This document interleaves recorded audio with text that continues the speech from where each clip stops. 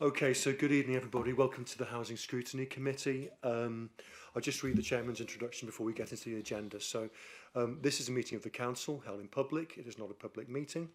There is no fire drill planned. So if the fire alarm sounds, please leave the room by the exit nearest the large screen, at the front of the room.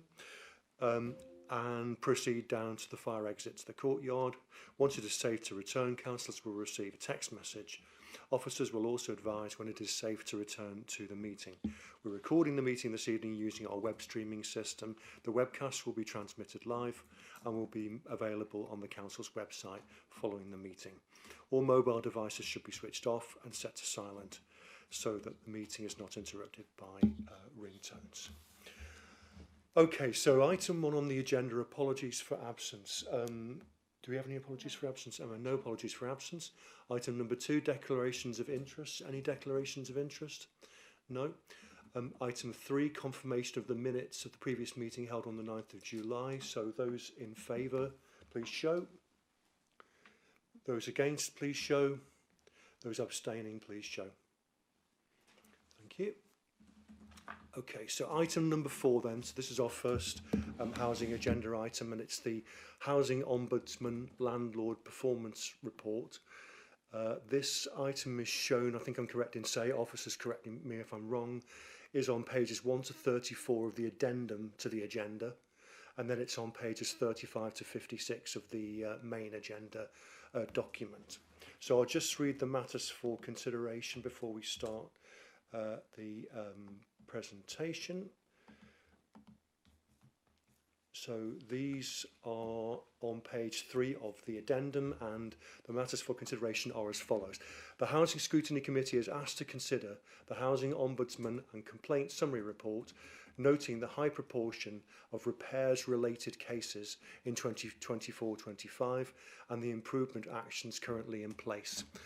The Housing Scrutiny Committee are asked to consider Enclosure 1, the annual complaints report to be submitted to the Housing Ombudsman, and the Housing Scrutiny Committee are asked to consider Enclosure 2, the self-assessment against the Complaint Handling Code, again to be submitted to the Housing Ombudsman. So over to the officers for your introduction, please. Thank you. So as part of the Regulator of Social Housing, we have to do an annual report of our complete complaints position and the breakdown of complaints under housing and the stages that they've been through. What the report breaks down is those thematic areas where we've seen complaints, and it also breaks down the number of complaints they've had throughout the year. The main purpose of this for us is to embed this within our performance improvement programme, so we pick up thematic issues from any complaints and we ensure that that's embedded into the action that is being undertaken over the year. One of the key things that has come up is around repairs, and I think we've taken action as a council to look at our contractual position and look at a different delivery method for that to try and resolve that complaint position and to get engagement back from tenants who are dissatisfied with the current arrangements and looking at new arrangements to better that performance. So that's really the main key action out of here. There's a couple of smaller ones, and those are then embedded into the housing improvement programme. Okay, thank you, Kirsty. So we'll take questions from members in sections, if we may, starting with the summary report, which is pages 1 to 17 of the addendum. So any questions from the members on the floor regarding that section? Councillor Blake. Yeah, as I say, I haven't got much to say today, but page 3, where it's got in a graph there, it says unfounded 13. I read down a little bit later, and I have read it all. Not that I must admit the addendum that comes up, I haven't been able to see that, so I apologise. A little bit further down there, it says, trying to find a total of 14 of the 37 property service related cases have been resolved. Other of these, 8 were found to be unfounded. So how's that relate to the 13?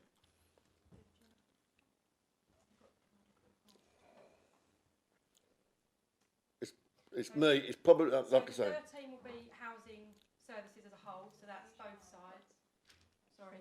So the 13 will be housing as a whole, so both sides of housing. The other figure there is just for property services. I knew it was a simple answer. I looked for it and I just...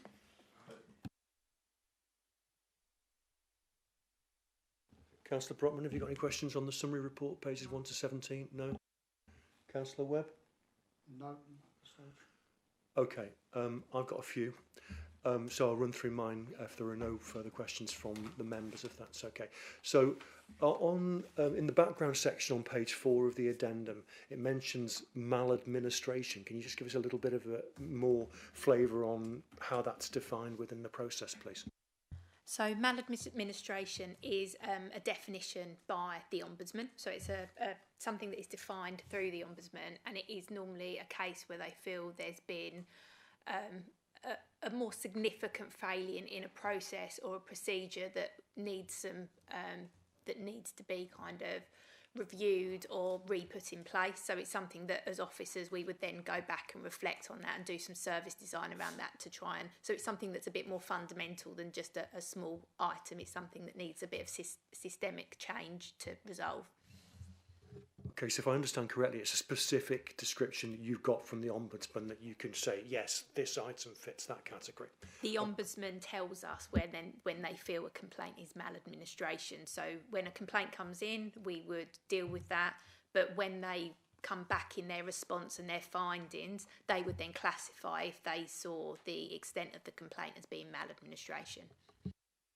Great, thank you very much. Okay, so on the Ombudsman case breakdown, which is on pages 4 to 6 of the addendum, on the service breakdown in page 5, I was struggling a bit with the maths, to be honest with you. Maybe I misread it, but perhaps you could just clarify. It says that the majority of the cases were water ingress and leak issues. And then it says later on that these cases, plus the cases of damp and mould, make up 46% of the cases. So I don't think both of those can be correct. So this is, if I've noted it correctly, it's page 5 of the addendum.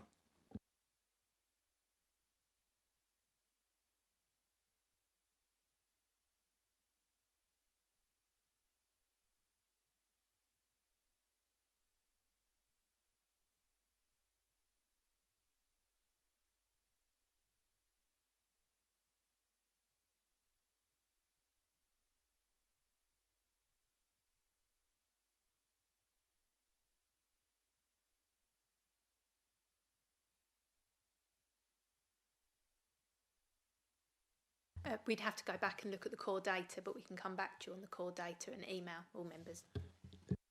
Yeah, that's fine. Thank you for that. We will double check, but John feels that is probably of general repairs complaints. That's the percentage, not of ombudsman complaints, but of all the repairs complaints, that percentage is around water ingress and damp and mould. Okay, thank you. So if you could confirm that anyway, that would be appreciated. Great. And secondly, on that section, am I right in saying that all of the ombudsman cases which have been resolved and not declared unfounded are related to property services? Yeah. Okay. So moving on then to the complaint summary breakdown, which is on pages 6 to 8 of the addendum. So we've got 943 complaints, I think I'm right in saying, which is about 1 for every 12 council residences properties. How does this compare with other authorities as far as we know, and is it considered good, bad, indifferent, other?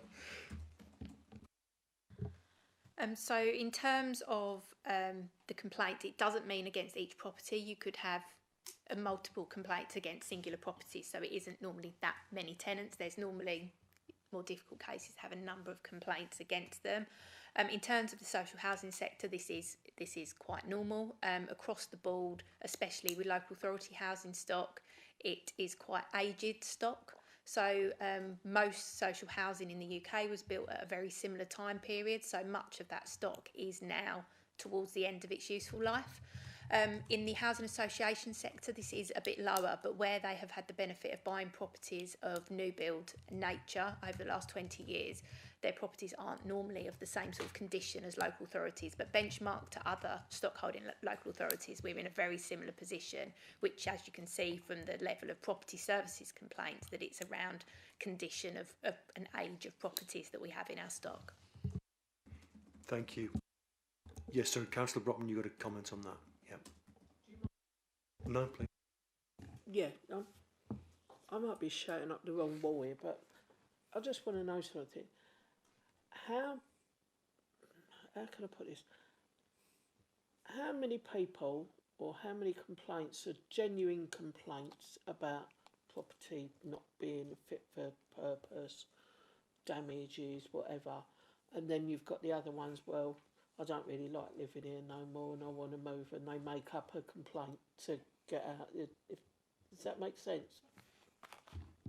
We don't formally record that, but from my dealings with dealing with member inquiries around that, it is quite a high percentage. I would say, you know, from the experience of the caseload, I would estimate between 25 and 40% of cases we deal with are either minor repairs that should have been undertaken by the tenant as part of their tenancy agreement, in terms of small minor repairs that should be done at home.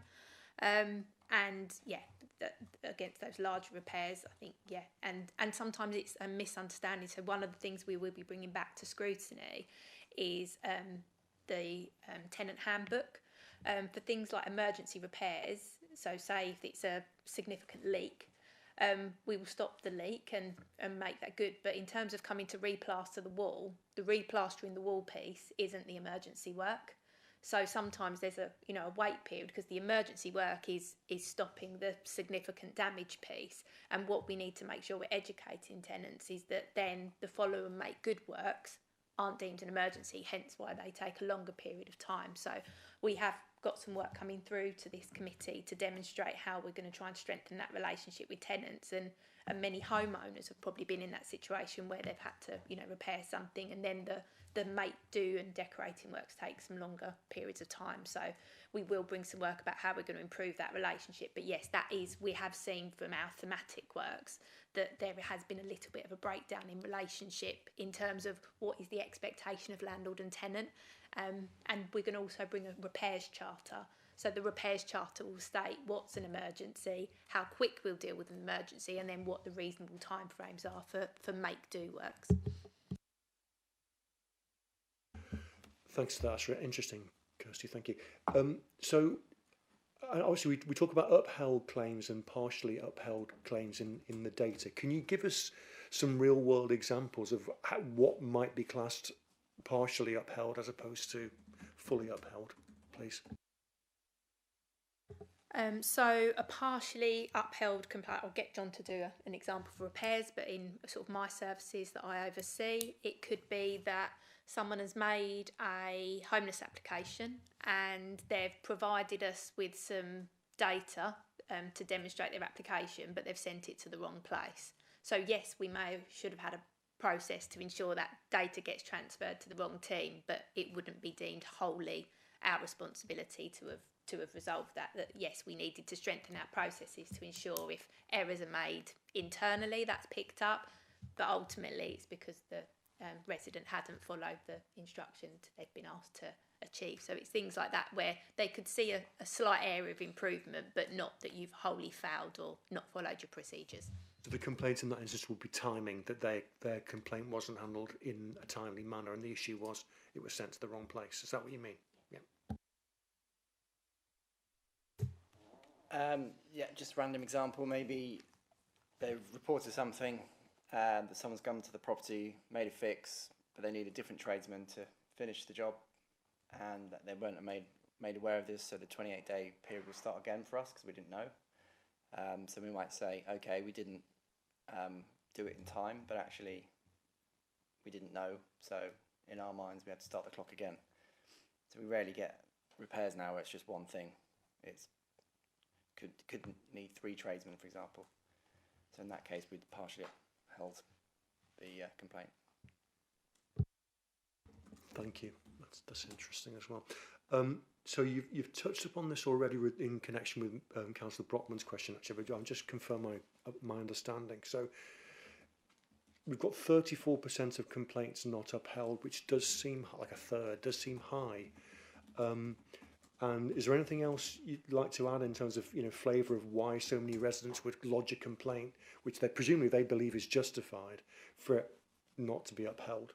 Normally these are either service requests, so they hadn't, so coming straight to a complaint rather than going to the service.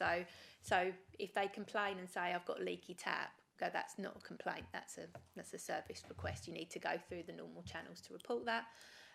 It can also be things like they're challenging homelessness legislation. Well, the law is the law, unfortunately, and the legislation is the legislation. So they might not like the application of it, but if the application is correct, you can't complain against the legislation. So we often have to say, yes, we understand, but this is the legislative position and this is why I've made that decision. So normally those not upheld are vastly around complaints about the allocation scheme and homelessness legislation, where people just aren't happy with the law, essentially. So unfortunately they're not upheld because the decision has been lawful. Okay, so they're basically saying, oh, I asked for something and you didn't give me it, so I'm going to complain. Even, yeah, okay, right. Yeah, that makes sense. Thank you. Okay, so in terms of partially upheld claims, so I'm just reading my own question here.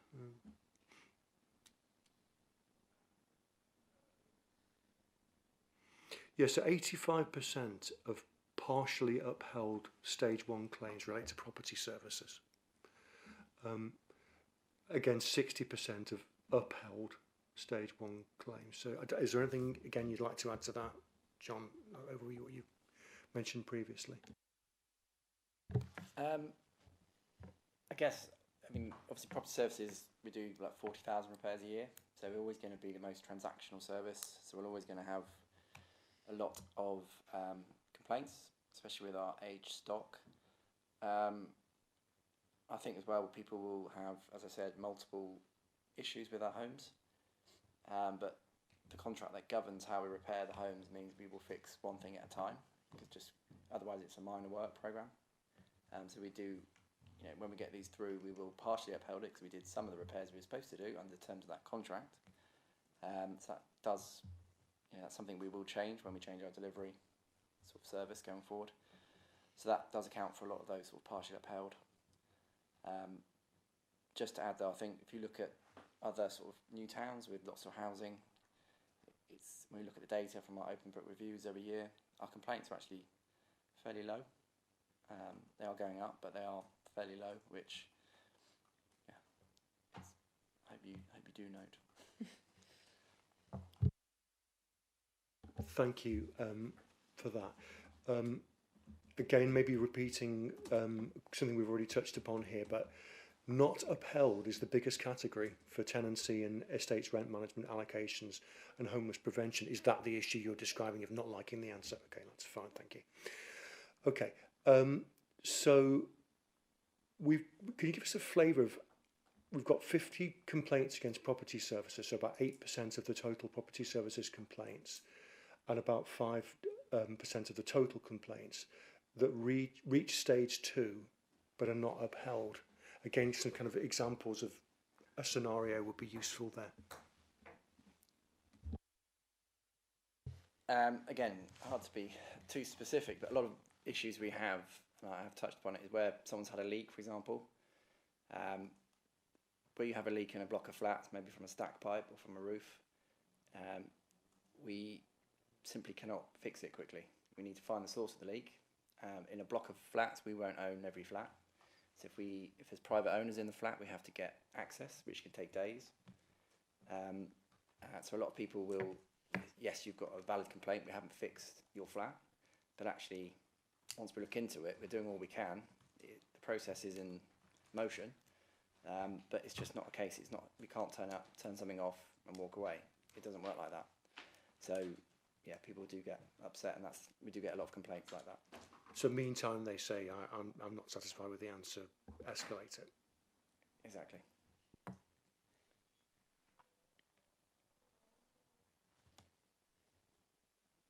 Okay, so broader question now, probably for you, John. What are the key learnings from this data as we prepare to transition away from our current property services supplier in 2026? The big thing for me is communication. We are not good communicating very well. You'll hear that from tenants, you'll hear that from all feedback. Ever since I've joined, we've said we have a comm strategy, we'll improve it. For whatever happens, whatever has happened, that has the one thing that I think we need to improve best. Whether that's more people on the phones, possibly, whether that's different ways of communicating with tenants. I think a lot of the pressure on tenants is, you report something, but you don't hear back. And then a week later, someone turns up, well, can you confirm, or couldn't you have told me that you were coming? Or, the failure in communication is the one thing which gets residents most upset. We have introduced something where we will, if we get a complaint, we make sure we phone them that day. We've tried to do that. And that's the single biggest way of stopping complaints from escalating. Because they want to hear a person in the phone explaining what's happened. When an engineer doesn't turn up, it might be that we had an emergency elsewhere that we have to go to. We've only got a tradesman who can do it. If you don't tell people, if you don't communicate that fact, quite rightly, they're going to be extremely upset. So communication is something we, hand on heart, we've been awful at, and we have to change going forward. And it's not just phone calls, it's text, it's emails, it's using the switchy devices in the properties, and having that human interaction, a bit of empathy. Even our letters are very formal, cold. Where people are upset. If I'm at home and BT don't turn up, for example, it drives me absolutely wild. So it's just understanding why people are upset and just being empathetic, I think, because things will go wrong. They always will. So it's just, that's the one thing we can improve. And obviously, it sounds like we're aware of this and we've known about it for some time. So is there something stopping us from having fixed it before we change suppliers? I mean, how long you got? No, it's... So we've always had an issue with sort of contact centre on the Morgan Sindall side, because they're not our people, but they are repairs people, but they're not necessarily always phoning people back to capacity. We've always struggled with having enough people on those phones. Staffing in internal teams has been an issue, I'm not going to lie. We've had lots of people off sick, lots of key staff off sick, and it always feels like we're fighting an uphill battle in that respect. We got a comms officer starting exclusively for housing and property. That's taken 3.5 years to get. So it's not. We can make decisions, we know what's wrong, but changing things is not straightforward. And if we're honest, we've had, I think, 3 restructures in 3 years, which doesn't help with continuity. So you're confident we can fix it when it comes in-house? Look, we're getting better, and we can redesign it now. It's a big chance to actually get it right. So we at least control it, I guess. Okay, so just moving on to the tenant satisfaction measures section, which I think is on page 8. So again, sorry, I may be misreading the data here, but if I read it correctly, it seems to suggest that about 15% of the complaints in the data submission in June 2025, so 164 out of 1,107 complaints, were subsequently declared to be not actually complaints. I'm just wondering how that happened and how we can avoid that happening in the future. So that's very much around their service requests, not complaints. So it is about redirecting, re-educating, and again, the new tenant handbook to re-establish what routes a tenant needs to go through, what do they need to raise and when, and what the complaints process is for. So that'll be really key within that tenant handbook, so they understand again that tenant-landlord relationship, and that's not only what they expect of us as the landlord, but obviously what we expect of them as the tenant as well. So it's a joint contract between 2 parties rather than a one-sided. So that narrative is what we'll be bringing through to kind of try and build that tenant-landlord relationship, which is much more positive than it being a landlord. There needs to be some self-sufficiency and resilience built into our tenants as well, so we get that better partnership working between the 2 areas. Okay, but if I understand rightly, we put a report together. It's finished as far as we're concerned, and ready for use. And then we've subsequently discovered that some of the complaints in it are not actually complaints. So the question really was, how do we get to that stage? So as part of the DLO that John is working through, is we will have to look at how housing interacts with customer complaints generally at the moment, which is obviously some of the downfall of being a local council as a housing authority, is that the way a complaint system is set up to look at all services doesn't always meet the needs specifically of housing services. And now the Housing Ombudsman is very specific about how they want housing complaints dealt with.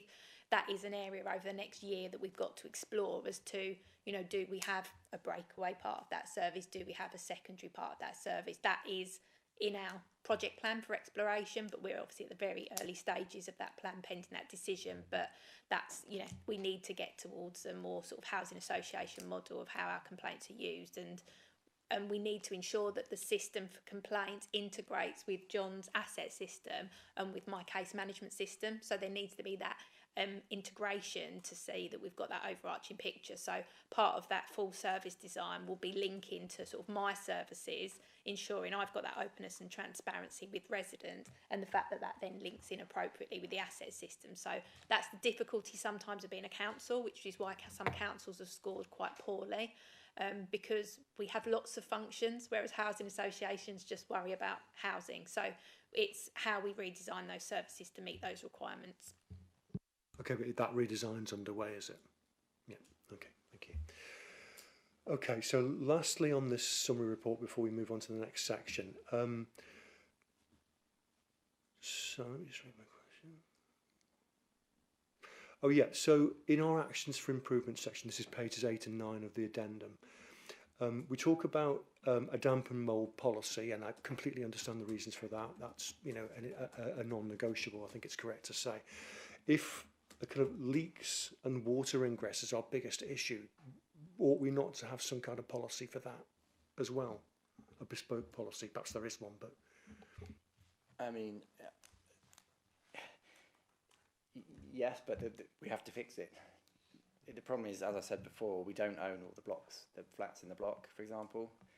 A lot of them happen at the same time, i.e. when it's raining, or which obviously complicates matters. We can only have so many plumbers or so many trades of a certain type.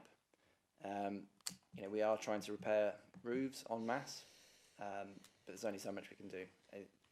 Unfortunately, we've got 70+ year old stock. All of it's 70+ years, so it's all going to happen at the same time, unfortunately, and we are witnessing that at the moment. Okay, so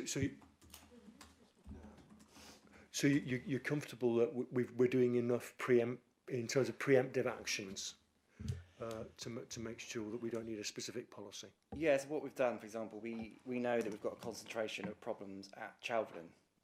We've taken that data and we said actually we keep getting a lot of repair for roofs in Chalverdon, so we launched our planned works to replace the roofs at Chalverdon. So we try and take the lowest hanging fruit to get the best value for money in terms of planned works. Truth is, a lot of these leaks are caused by things like balconies, poor design. I'm thinking 5 links, you know, those sort of balconies. You wouldn't build it nowadays. A lot of these need either knocking down or quite substantial changes. And when you get structural movement as well, where you get cracks, you get water ingress. Clay soil, lots of trees. It's a recipe for, unfortunately, lots of movement, lots of cracks.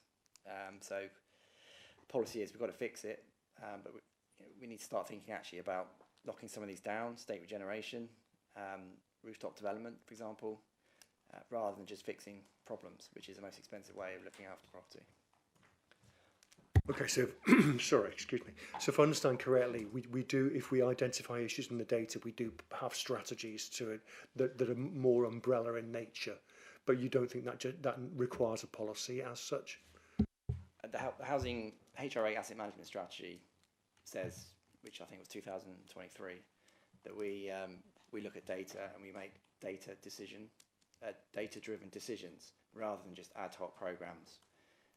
And I think the worst thing you can do in property is a time-based system. That's the oldest. We should go there and fix it. Because actually, design and maintenance indicate, you know, whether you should be doing something rather than just age.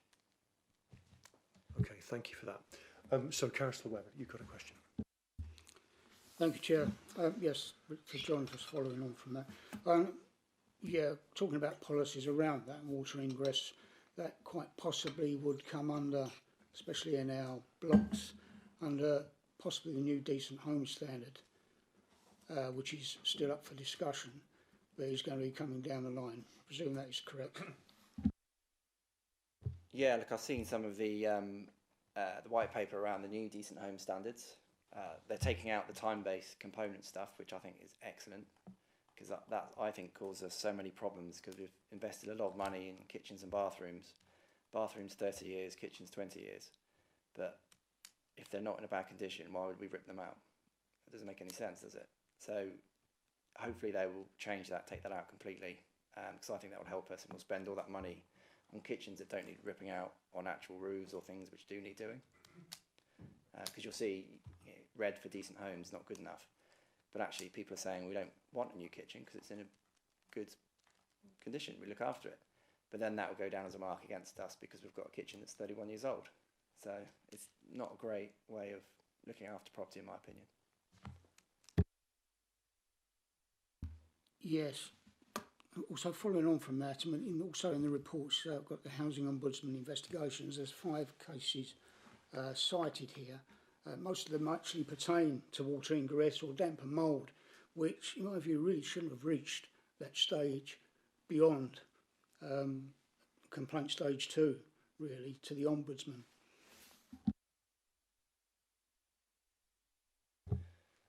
Yes, I agree. Yeah, if I can just follow on from that, I mean, it does kind of cover this in the summary report at the beginning.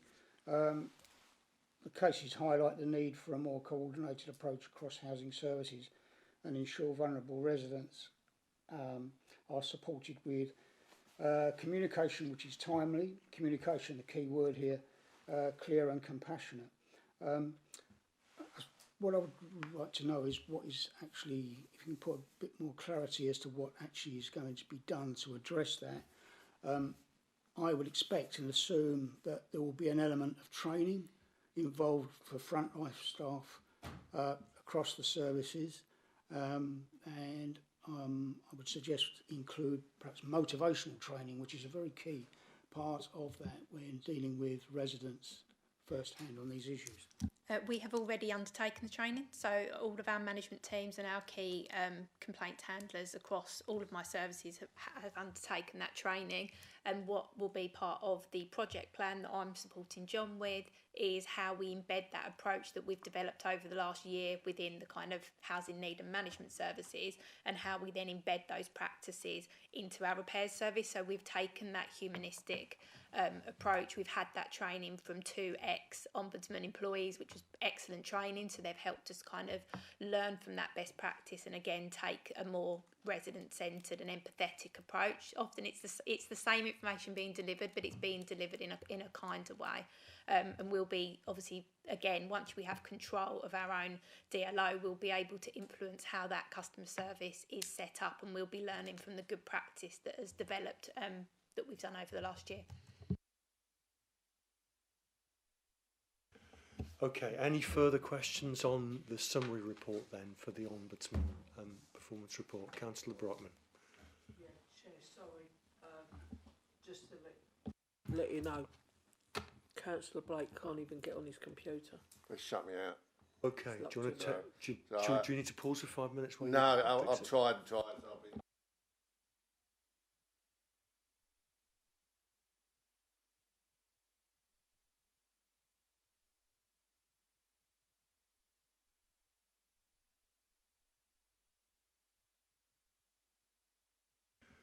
Okay, we'll move on then. Yeah, no, I understand. Okay, so moving on to inclusion number 1 then, which is the annual complaints report 24-25, which is on pages 13 to 34 of the addendum. So, any questions from, or any comments from the officers before we move to members' questions on that particular report? No. Any member questions on the annual complaints report? No? Councillor Webb? No. Okay, I've got some questions, if we don't have any further ones from the members. So, in the introductory section, on pages 14 to 17 of the addendum. You talk about the relationship between the regulator and the ombudsman. Can you give us a little bit more of a summary of how the formal relationship between the regulator and the ombudsman works, please? Thank you.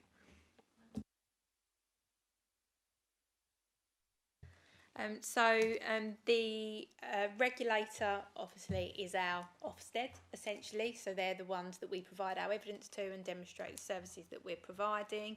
The Ombudsman is completely separate, but they do have sort of a data protocol, so if there's any thematic things that are coming through, that is shared, and they sort of have those conversations between the two of them. So if there's anything major that they're concerned about, they will highlight.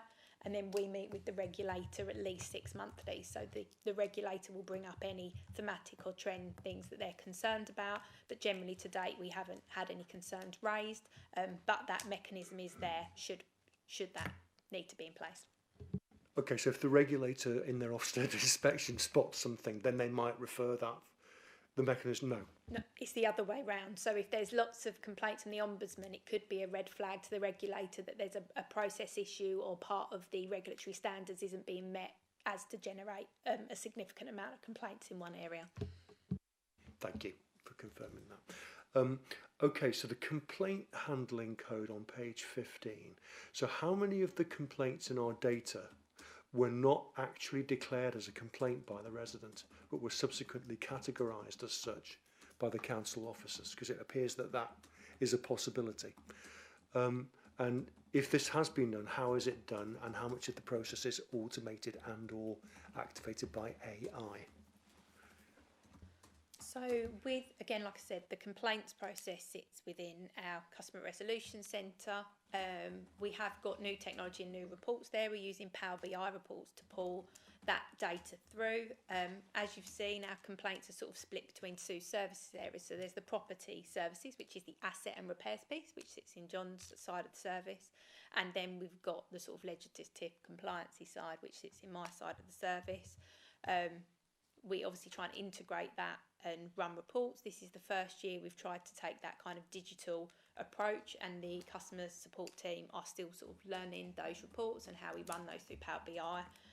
The project that Louise has been working in with our colleagues in the CRC is really solid Power BI reports, so we can do the definite start and end dates, and that is going to involve some review of categorisation and such. So this has really been the first year where we're using this technology, but as we get to much more solid reporting positions, we will not have to do as much secondary, third, fourth checks like we're doing at the moment in terms of accuracy, but there is still some need to check against various elements to check for accuracy, whereas we hope to get to a point that that can be fully digitalised and we don't have to do those checks. Thank you. So, but is it possible then that somebody would submit an observation that they're not necessarily flagging as a complaint, but that we would notice that it was a complaint? Okay, thank you. Okay, so just moving on to the overview of complaints on page 18 of the addendum then. So I noticed that complaints are down by 28% versus prior year. Good news. I just wanted to check, are there any differences in the way the data was captured between the years? No. No, it's the same system. It's the same CRC system that picks up this data. Okay, I mean, we may have covered this question already, so apologies if we have, but about 1 in 5 complaints obviously go on to stage 2. How should we interpret that data? Again, a lot of this, as John explained, around often complaints are multifaceted in repairs. The same within my service, we will issue a decision letter. Someone will complain about the decision. We'll say, that's the legislation, that's still the decision. So people often complain because they're not happy with the decision. So like we explained earlier, that has to often be said a couple of times before that is fully understood, and then they rarely go on to the Ombudsman unless someone feels that there has been a breach in the policy or the legislation. Thank you.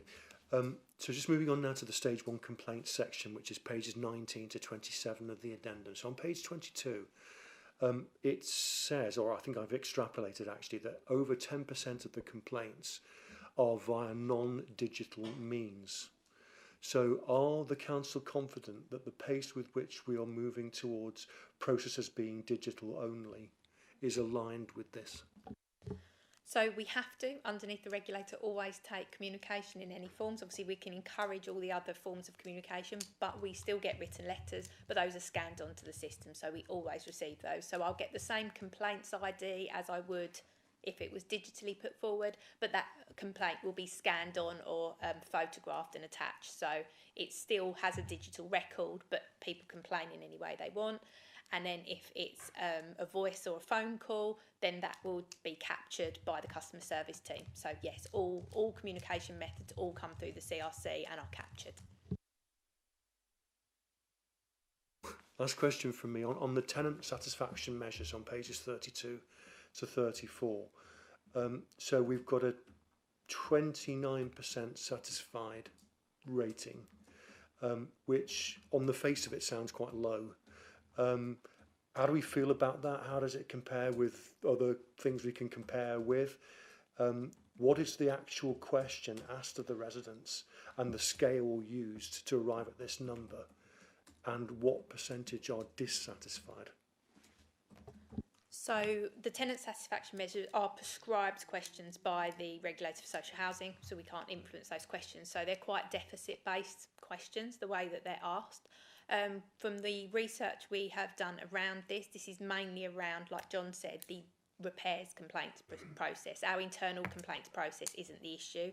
It is about, as John said, we've had issues with staffing with our provider and such, which is what has driven us to the changing methodology for how we deliver this service, so we can influence it, because actually we don't have this same issue with our council complaints because we've got much more control of that. So that's why, you know, we'll be working in partnership with John and as the new providers come through in how we model that to get that more in line. But it's our lack of control that has put us in that position today.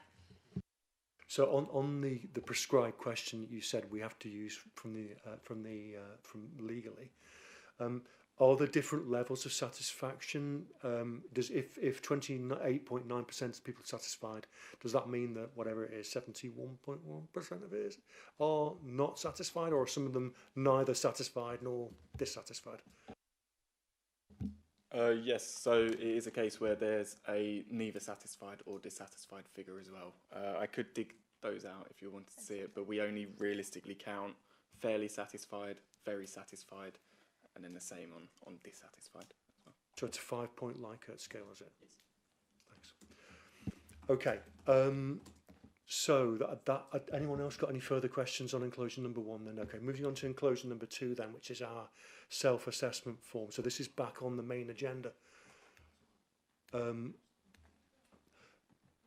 So any questions from the members on the self-assessment form? So this is back on the main agenda, pages 37 to 56.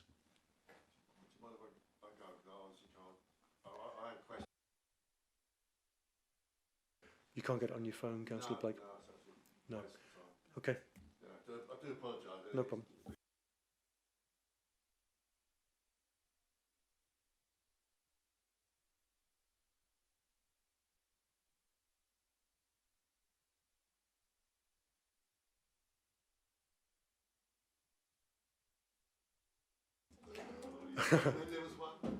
Okay, thank you. So, Councillor Brockman, Councillor Webb, any questions on the self-assessment form? No. Just one. Thank you.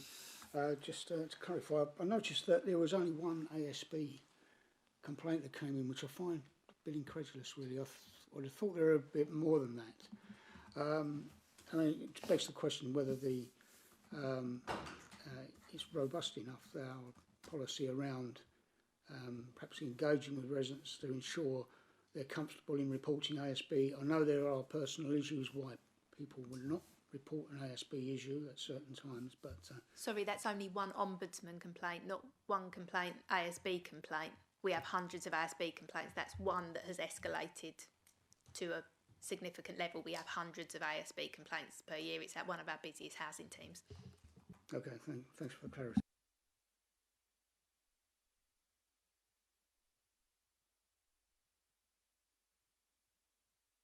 Sorry, any further questions from members of the committee? No. Okay, so just moving on to the questions that I had then, if I may. So on page 44, Section 4.3, can you give us a little bit more information on the internal training programme, please? If you click on the bottom right-hand corner, you can rotate it, kind of thing. 4.3. It's page 44, section 4.3.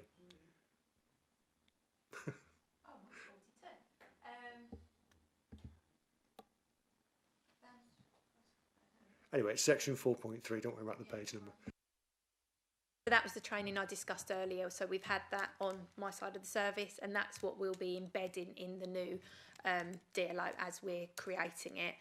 So yeah, we've had a significant programme of work around that, and we'll be expanding that as we redo our complaints, as we redo our repair service. Thank you. Okay, so section 5. So this is. I'll give you the section numbers if there's an issue with the pagination. So section 5.7 and 5.10. The descriptions are quite general, and I just want to. I mean, I assume that we regard this as robust enough to justify an unequivocal yes, but I thought I'd ask the question in any case. Okay, and on section 5.14 and section 5.15,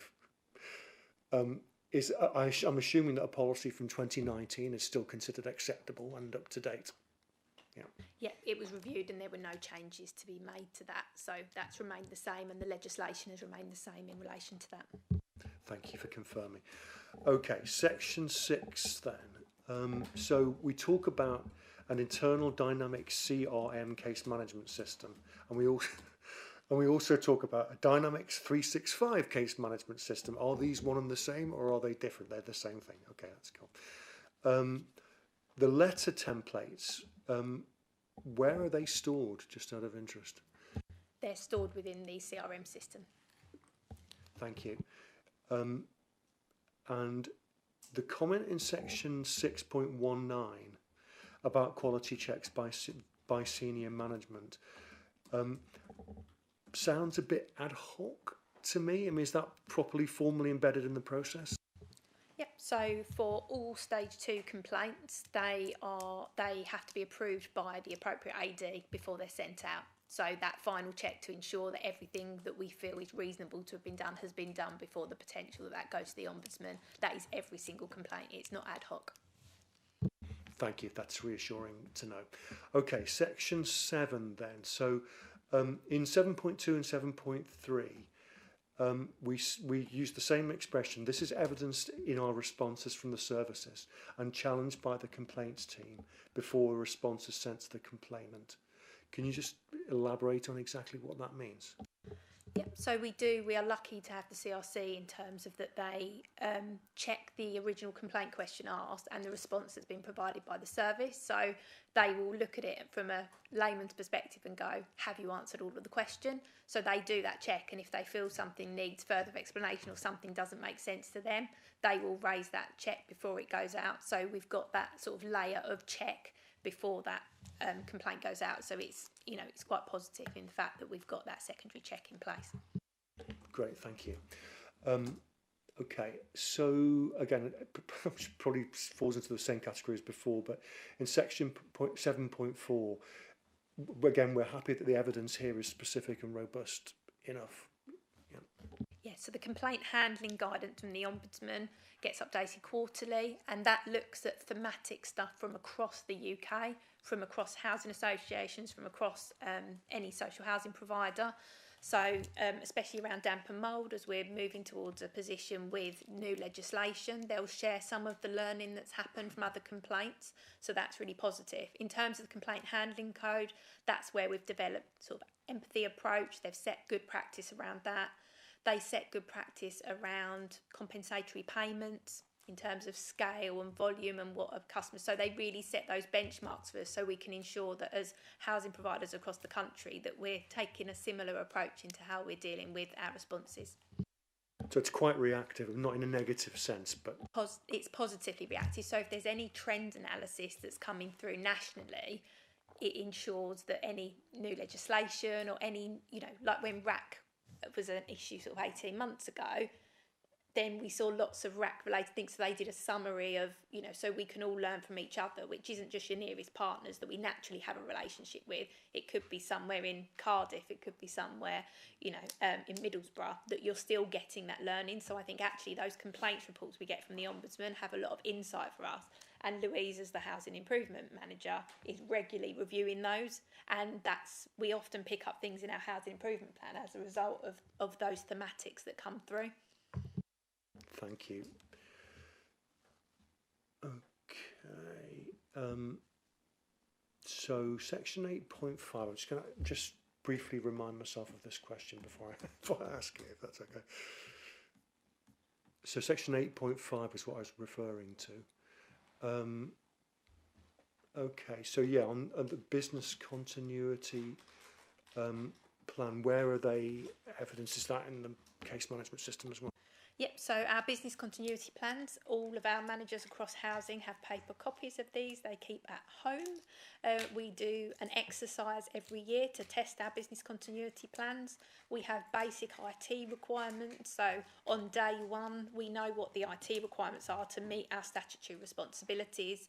So I think for housing, it's sort of 3 laptops that we have to have up and running and available to do those complaints. We also have all of our key contacts on mobile phones as well, so I would be able to contact the Ombudsman and let them know and give our recovery plan going on from that. Thank you. Yeah, Councillor Brockman. Yeah, thanks for that. You just said that everyone's got a copy, a paper copy that you keep at home, and that you've all got numbers stored in your mobile phones.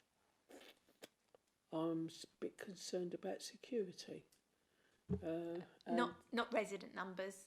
No, but hold on, let me finish. It's still information that could be used by anyone who got hold of it. And what security? We have council mobile phones with security. Let me finish. What security have you got to have at home?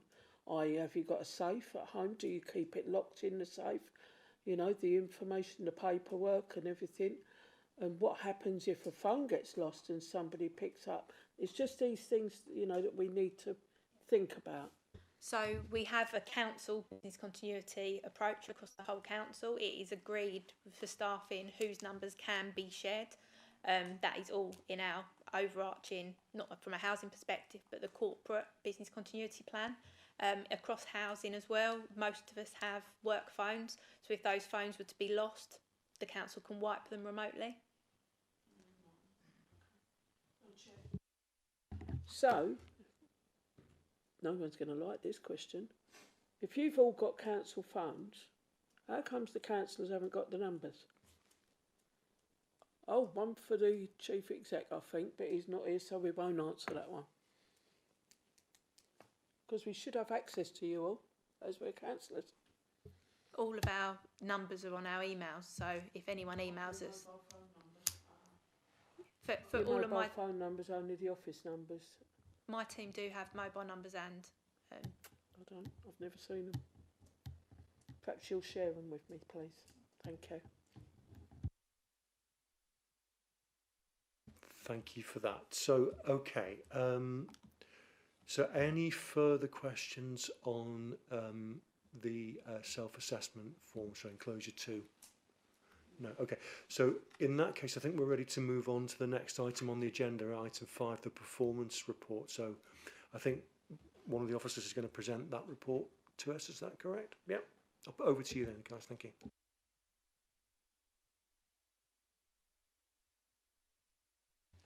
So this is the overarching performance report. So this is our informal report that we bring to you. If we just move on to the KPIs page. So this is what John discussed with you earlier in terms of decent home standard. As you can see, there's really high levels of compliancy. It's sort of 99.4, 99.3, but the target is 100%. But we know that those decency rules are being reviewed, so that's, you know, really important. In terms of gas compliancy, again, it's really high. It's phenomenally high, but we do recognise that with such a serious safety issue, 98% still isn't where we want it. What we've done between John's resourcing and my team is we've funded a tenancy officer just for compliancy to be able to access the courts and gain access, but also to work with tenants where if there's issues of them letting us in, trying to work out what they are and tackle those in the first instance. So yes, although this is high, it's not where we want it, but we've now got a plan in place to rectify that. Sorry to interrupt, you just started, but can I just check, would you rather that we ask questions on the slides as we go or As we go, it'd be great if you want to do it at the end of each page, if that's okay. yeah, okay. So actually, could we go back to page 3, slide 3 then, if we're going to handle it that? So I just wanted to check, I mean, I assume there's no compliance issue with the fact that 2/3 of the metrics don't have a KPI, or is it the nature of the metric? No, it's just the nature of the metric. Okay, thanks. So yeah, any questions from the members on the data that's been presented on slide 4? No?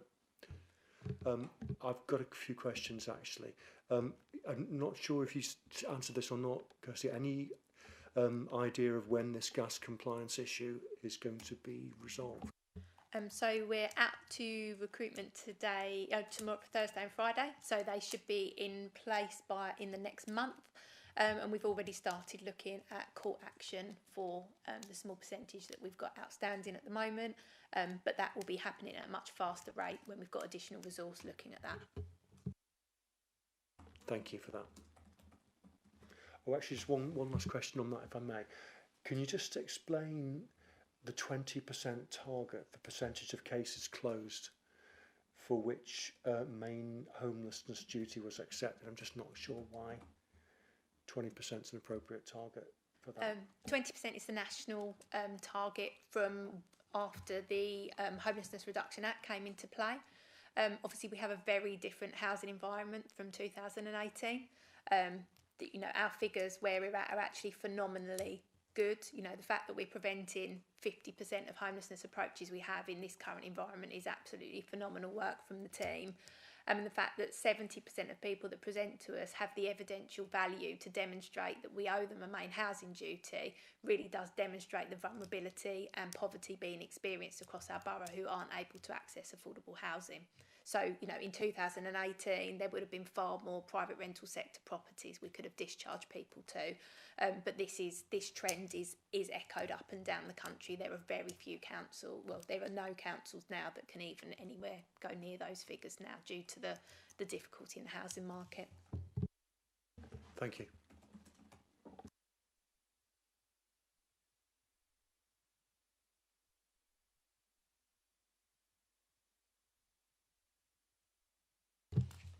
Yep, so obviously we've seen the gas compliance team, we've seen the HRA decent homes. Just to add to the gas, we'll never have 100 because there'll always be one person who won't let you in. We have to check these every year by law.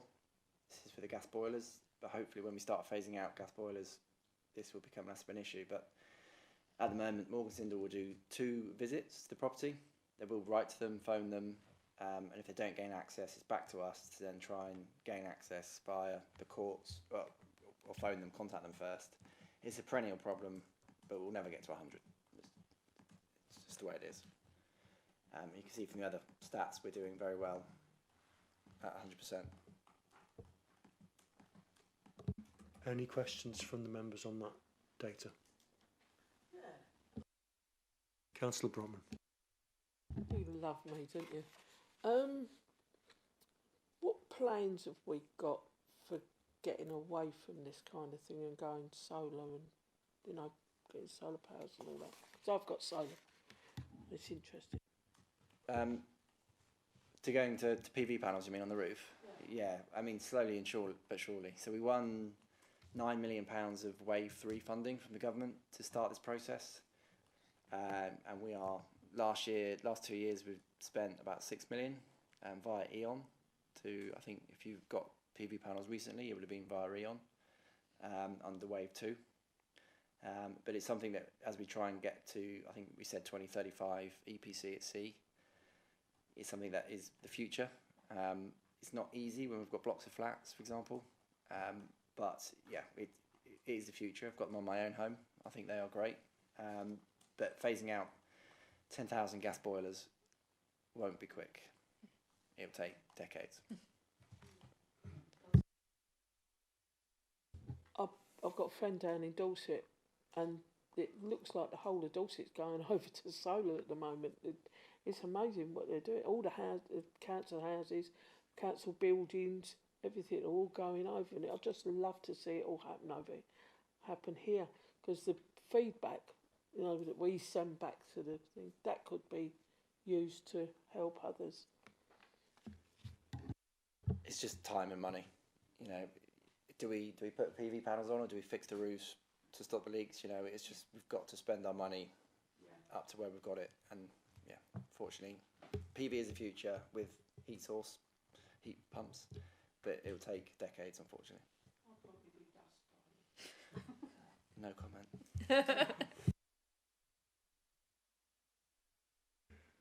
Any further questions, Councillor Rotter, on that? No. Councillor Webb, did you have anything? No. So I just want to make sure I understand these percentages, guys, on this chart, because I notice under water safety checks and so on, it says no checks in some of the months. So what I'm not clear on is, so for example, if you're taking the figures for April 25 for percentage of HRI that meets the decent home standards, is that across the whole portfolio? Is it what was inspected that month? Is it the status at the end of the month or the beginning of the month? Yeah, so a lot of this is time-based, as we said. So depending on the dates in our asset management system, certain houses will fall out of decent homes each month based on when the kitchen or bathroom or other components were installed. So that one is constantly changing. We have programs though where we know where those times are coming up, so we've program them in, but we never have 100% take up.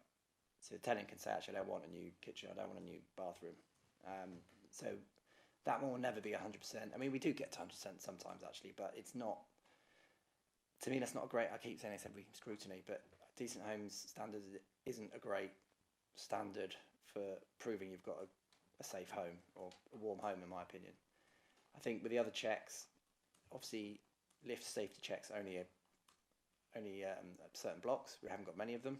So again, if we're not 100% on that one, we're doing something wrong. And water safety is, I'll have to check, that's mostly around communal areas and probably corporate properties. So again, I don't know why I've got no checks in certain areas, but I think we just say, I can't remember if it's every year or every 2 years. But yeah, it's slightly different. It's not the same. It's not something that changes every month. The big ones, fire assessments, we should always have 100% there. That one we can never drop. Okay, so the one where it says checks, that's based upon what's happened in that month. Status at the end of the month.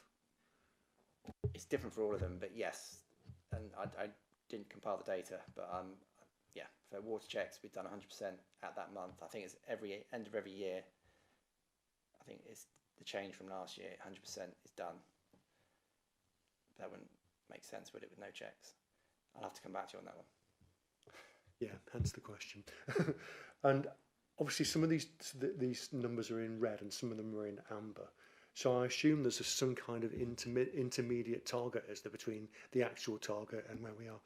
That's on our internal Pentana system. That's where Louise pulls those data sets from. So it's how they're ragged within that system, isn't it? So what percentage would you have to be on the top row to be amber rather than red? And I mean, if we're going to, would we see this? That one's set up as just a red-green. It's either 100% compliant or it's red because of the nature of those two targets being national targets. Whereas the electrical inspection, there's a little bit of leeway on the system on that. Yeah. Okay. I mean, will we be seeing this report in updated form in the future? Every meeting.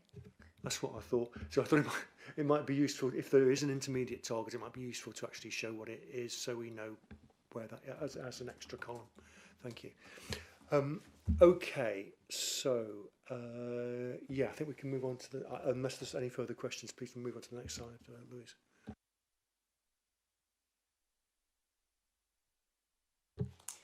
Yeah, disrepair, still getting cases through. We probably will for a while. We've set up a better team. We've got more members of that team now responding to these claims. A lot of these disrepair issues, I'm sure you're aware of the histories, comes about as changes in legislation, ambulance chasing noise, etc., which is why we're getting so many. They are very expensive to us, something that's been going on for years, and nature of our stock means that we will get these. Now, this doesn't mean that there's a repair that hasn't been done, it just means your property is in disrepair, which is a legal status. And so we just need to clarify that. But we've got a team now, we're trying to push ADR, which is the Alternative Dispute Resolution. It's much cheaper, it's much more meaningful for tenants. But the contracts that we've got with Morgan Sindall, obviously it predates a lot of this way of working. So we don't have a contractual method necessarily for saying to Morgan Sindall, you must fix that in before that certain date. So that's why we've traditionally had a bit of an issue with disrepair. But we're getting much better. It's where these minor works team come in, which are really useful. They go in, they look at all the problems, assess all the issues, get them all done and move on. So we've got those in place now, and so we should be able to deal with these a lot more effectively. Okay, thank you. So I'm just looking at the commentary in the box there in the summary. It says that there were 199 active claims as of the 1st of September this year, which, given the numbers shown in the table on new cases and so on, seems quite high on the face of it. Is that right? Is there any more flavour you can give us on that, John? So it's obviously a litigation. It's a claim that has to go through court. It follows a process. We traditionally have not had the legal manpower to deal with these quickly. And if you go past a certain date, you automatically lose. So what we have done, we've outsourced a lot of the claims to Burkitt's, and that's got rid of a big bunch of them. But these can hang around for years. You know, they're not things which are necessarily easy to solve. You'll have independent reports on both sides. You'll go to court. It'll be back and forth. You'll have times to fix certain things. If it's more complicated, it could be a year. So it's not. There's no linear or relationship necessarily between time and cases. I'd suggest. So the nature of the process would dictate that there will be a high number of cases that take a long time to come to fruition, basically. Yeah. They're really easy to sort quickly. Thank you. Okay. So there's a comment about officer resource and legal costs. Can you just clarify that? Because I got a bit confused, to be honest. Yeah, so we used to deal with them sort of within the repairs team, and that was wholly inadequate. It's something that a lot of housing associations and councils have had to grapple with and set up new systems of working. It is a litigation, so there are, you know, evidence requirements, there are ways of working, there's court application sort of issues, which are probably out of the scope for a lot of repair sort of colleagues. So it's been a difficult learning curve. We've now got things like a case management system, which we've just built, which is coming in to help us. We've got a minor works team, as I said, set up, because if you don't respond and do the works in time, you automatically lose as well. So it is a case of getting processes in place, following them to the letter of the law, and, you know, protecting yourself. A lot of the time as well, we didn't used to actually contest these claims. So a lot of them could be not spurious, but exaggerated to the point where you have to prove it's not the case. And if you don't have the manpower, you lose. Simple as that. Of course, solicitors take the bulk of the money. You know, £20,000 these lawyers are getting for just sending letters, contesting and winning. It's a lot of money. Yeah. Okay, thank you. Did you have a question, Terry? Yeah. Thanks, Chair. It's just a bit of clarity, John. Going back to disrepair damages paid to tenant, can you kind of explain really what these damages are? Because, you know, following on from the Chair was saying, you know, they do seem to be inordinately high. So what is it actually what we're paying for? Yeah, so it's damages like the court would assess the loss against. You can prove your what's the word? Distress. It could be distress, but because of the state of your property, it's decided that you are suitably compensated for that that upset. Whereas if it's an ombudsman compensation, it's always a lot lower, but the court set a precedent and now they have to follow it, so they get certain amounts. I'm not a lawyer, so I can't tell you the ins and outs of why it's that much. But there's certain things. If it's you've lived with this for 6 months, so you're owed X amount. I can't really explain that any better. Sorry. Yes, no, yeah, understood. But it does kind of highlight just the length of time some cases are taking and putting residents at such stress, which is actually coming back on the authority to address through payments and compensation. Yep. I keep going on about it, but we don't have new housing. We don't have housing that's particularly comfortable some of the time. It's not, it's 70 years old. It's not in a good condition, a lot of it, and repairs aren't going to change that. Big investment, planned investment into the stock is the only thing which will change that, unfortunately. So it's going to get worse before it gets better, in my opinion. Do we have a comprehensive stock condition survey, or is there one in the offing? So what's in our definite favour is that we've always had a stock condition team, and we do 100% of our stock every 5 years, so 20% a year. So the problem is we can know the condition, but unless you've got a lot of money to fix it all, there's not much you can do about it, unfortunately. But yeah, we are good on the condition. Okay, thanks.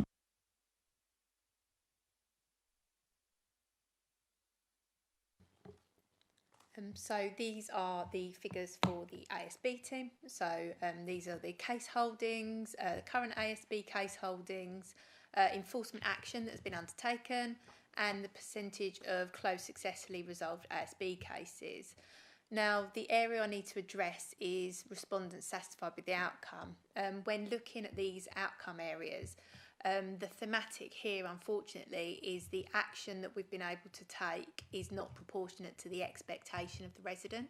So often people may report ASB and we deal with that through letters and such, but if someone would like their neighbour evicted, but there isn't grounds to evict them, or a judge wouldn't support that case, often, we get the dissatisfaction with that, but we have to take steps that are proportionate to what has been undertaken, and unfortunately courts do not remove people's tenancies lightly, so we have to have a very substantial evidence basis to be able to do that. There has been a bit of a blip in May and June, but yeah, that trend is hopefully improving over July and August. We've already seen the kind of green shoots there, but yeah, that isn't fundamentally due to any issues with how the team are conducting their work. It's unfortunately expectations of residents being above what we're legally able to do. Am I right in saying the numbers that those percentages are based on are quite low? In other words, just read the right row here. So the percentage of respondents dissatisfied in June, the whatever it is, 18.2% is actually 5 people. It's very low. Yeah. Yeah. Thanks.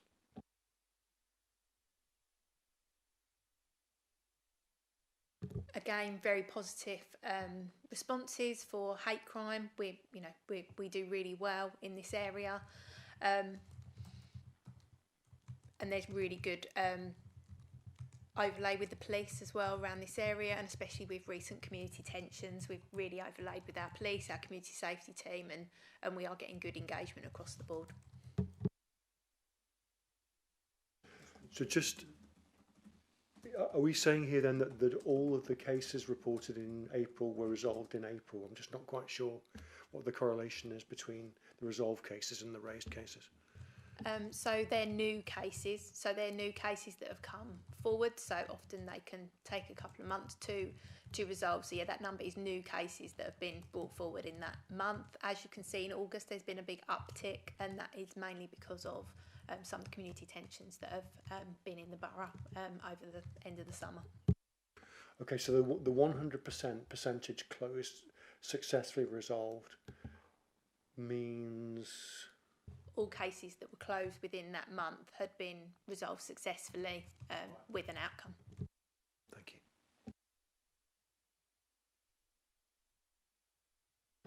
Again, domestic abuse, we're very, very fortunate that the percentage of clients made safe is incredibly high in this borough. Where they're not made safe, it's normally because of disengagement with the individual that we're supporting. But as you can see, we have very high levels of DA approaches. So for those figures, that's an absolute credit to the team's performance in such a difficult area. We're very fortunate to have IDVAs, which are independent domestic violence advisors. So specifically qualified people in this area, and I think that really demonstrates how positive our outcomes are in this area. And is the 80% target prescribed to us again?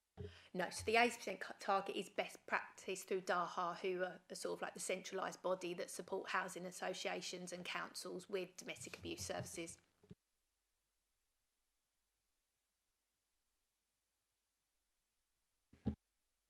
Thank you. So these are the number of permanent and temporary lettings that have been made throughout our housing stock. It's very positive. The team are constantly working really hard on this one. Towards the end of this financial year, we'll see another big uptick because we've got some new build schemes coming through. But this is demonstrating, again, with the complaints, why so few, where people complain in relation to properties becoming available, because this is a very low number of properties becoming available each month, available for letting, which explains why residents are dissatisfied often with the period of time they've waited for a social home.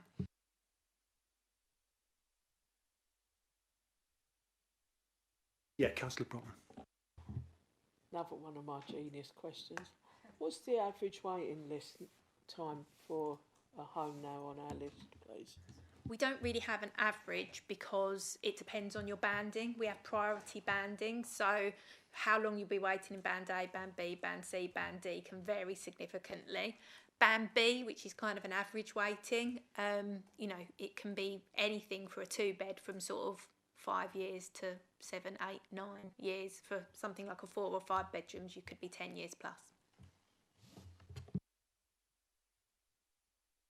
We have over 3,000 people waiting for a social home, and that's how many become available each month.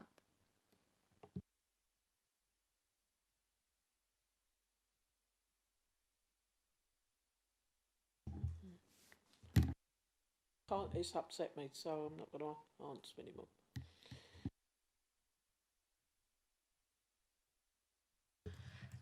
Also, other than the ASB team, our tenancy team work on lots of tenancy sustainment and eviction. So as you can see, they're taking that real continued action to improve estates and to work with tenants to improve their housing. So the enforcement actions are that kind of low-level behavioural improvement, really trying to get people to understand how to manage their tenancy best. And from this, what we'll do is we'll embed this in the new tenant handbook so people really understand the things they can and can't do, especially for people going into tenancies for the first time that need to understand the conduct they need to have and the respect for neighbours and such.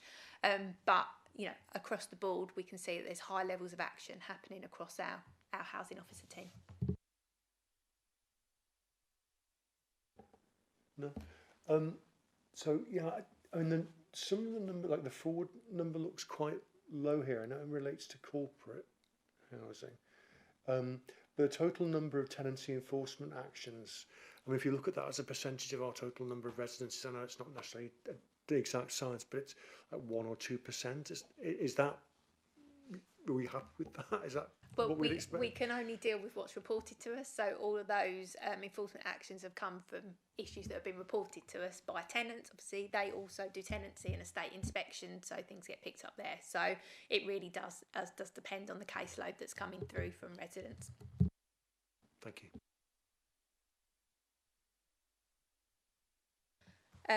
Mutual exchanges, so again, where it is a very difficult housing environment, we have quite a buoyant mutual exchange. So as you can see, we're doing quite a few mutual exchanges per month, which is really positive because it helps people to move to more appropriately sized accommodation, whether that's up or down. So this is an area that we are significantly supporting, and we've got the allocation scheme that's supporting the downsizing scheme. So this is something we really encourage where we've got lack of housing stock, because it allows people to move to more appropriately sized accommodation of their choosing. I mean, are we happy with those numbers? Do we think there are steps that we could take to increase them?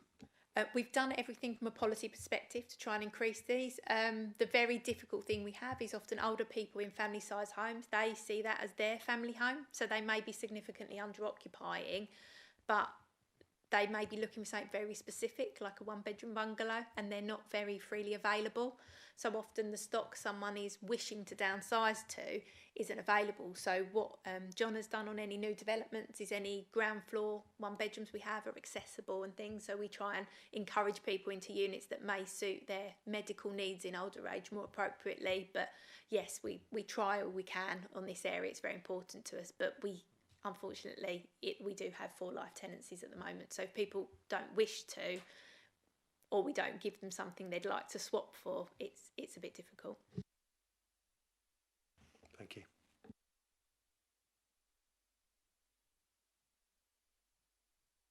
So engagement with tenants, so we are signing up additional residents to our resident voice. We've already got significant numbers. We've got 879, so we've got nearly 10% of our residents engaged in our resident panels now. That's a really high number. The regulators, 10% engagement is absolutely fantastic.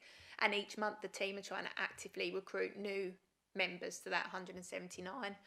What you will be seeing throughout this year is looking at resident panels and resident events where we bring thematic areas of new policy and really engage that tenant voice very early on before the policy development starts.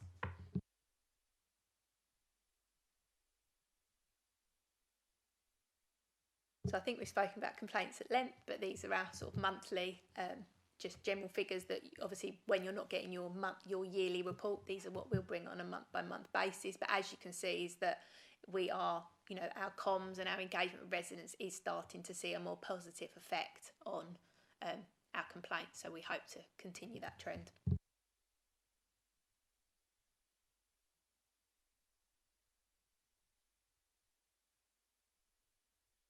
So homelessness is a significant challenge. We are seeing more and more people meet the homelessness criteria, but what is a really massive success is that earlier this year we had over 28 families that were breaching the 6-week limit.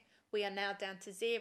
We've got new processes and accommodation in place, so we're not getting those breaches. So that's a huge, huge area of success for the team. I'm really pleased with that. We are now placing people directly into self-contained private rental nightly let. So although that is a cost pressure, that is putting people into more suitable accommodation in the short term. But we still have a very high amount of people moving and living in temporary accommodation because we can't get people out of temporary accommodation because lack of affordable housing options available. So we are looking to have more capital development, but also looking at ways we can support residents to be more resilient. So whether that's skills and employment, maximising benefits and stuff, so people can have better use of their own finances to secure their own housing. But that market is very challenging at this time. Councillor Brotman? Yeah, another daft question. I know that the leader made a statement earlier on in the year that we would not be housing anyone from outside the borough, but go and tell me that we still are not doing that. Have we got people from outside the borough being temporary accommodation? We don't have responsibility to house them, but obviously other boroughs buy property in our borough. Yeah, so we can't unfortunately control that. We try to influence that. We do have an inter-borough agreement with London. So when the flats at Verse in Wickford, I had a London borough say, I'm just giving you the heads up, these are available, they're in your borough, we'll give you first refusal. So we are having those good relationships with the London borough that they're often giving us first refusal, but obviously financially we couldn't afford to take all of those off. But we are working with the London boroughs very closely to try and improve that relationship to minimise that where possible.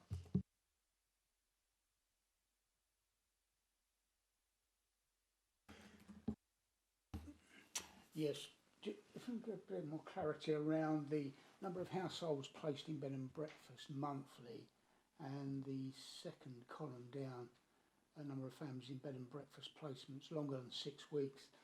Am I right in assuming that we no longer are in a situation where we're placing in more residents in bed and breakfast? So And generally, that figure is now going down, even though the figure of households placed in bed and breakfast has started to rise. We're getting below the 6 week threshold. yeah, so the reason we're doing that is because we tend to only place singles in bed and breakfast for more lengthy periods of time if needed. We now ensure that families generally are only in the interim duty before we've made a main housing duty placement, but we have procured over 160 private sector nightly let properties, which means that families are going into those rather than hotels, which is how we've managed to bring down those bed and breakfast longer than 6 week levels to zero. So it hasn't reduced the cost, but it's swapped the cost to a more suitable opportunity through localised procurement. Okay, can I just check what's meant by in the bottom row by snapshot? In fact, can you just explain exactly what's meant by the data in that bottom row, please, Kirsty? Obviously, we have people that move in and out during the month, so people might move into temporary accommodation, move out. So we do a snapshot on the last day of the month as to how many people we've got in temporary accommodation. So it's snapshot data rather than the in-out data. That's on our, you'll see that later on the slides in our toolkit that we have. So yeah, it's just on a singular day in the month. Because the suggestion from that is that we've consistently got 800 households in temporary accommodation, okay, and we've had that over that 5 month period. So that's, by my maths, that's £20 million a year, about 25 grand a pop. Am I misunderstanding the data? So the majority of our temporary housing stock is within our own housing stock. So it's only about 200 units of that is, the rest is within our social housing stock, so it's at normal social housing rents. Thank you for clarifying.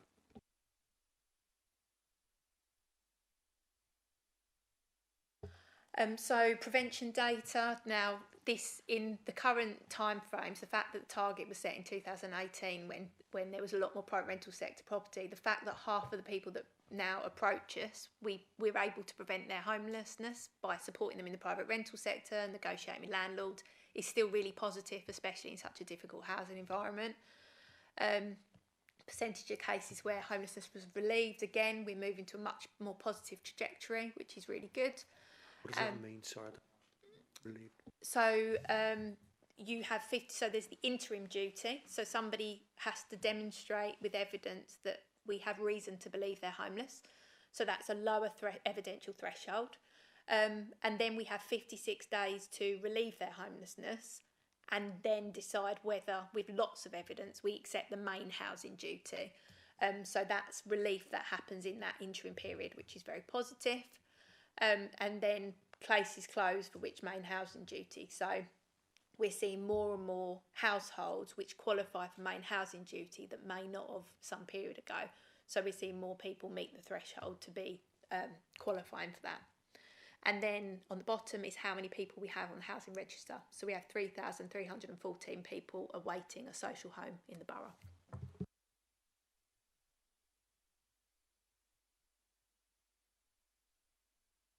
So these are the new dashboards. So these aren't for looking at the data, it's just to give you an example. These are digital Power BI dashboards, and the data I've just presented to you, we will be looking to provide these digital live dashboards for all of those areas of the social housing regulator, but this one is the first one we have developed. So we just wanted to show you this is the sort of using AI and Power BI, this is what we're moving towards. It's a lot more complexity of data.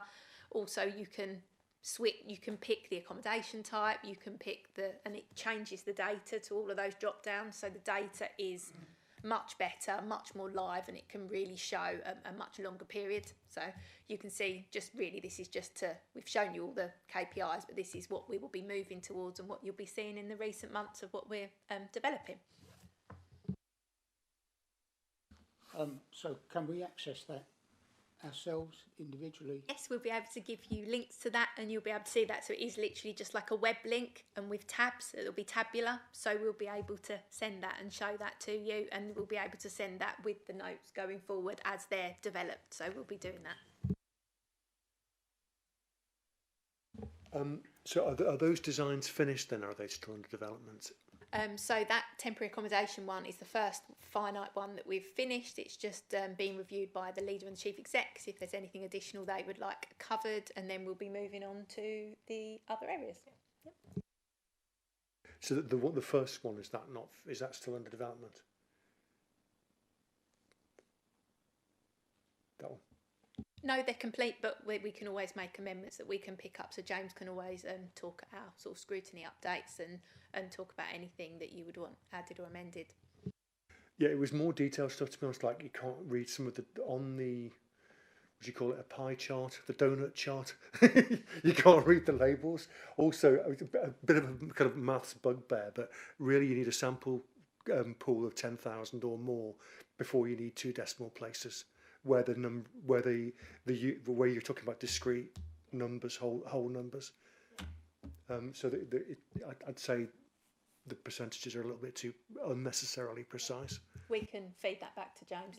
James sits in Lou's team, so that's fine. We can fit that back. But when these are on the live screen and on a personal screen, they're much more so. They'll be sent in advance, and then we can just do slides that give the highlights. But you'll have the complete data sets that sit behind them.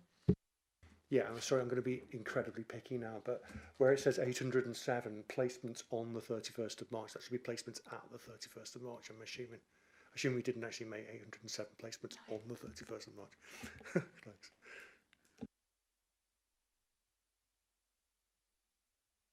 Okay, thank you very much for that. That's really, really illuminating.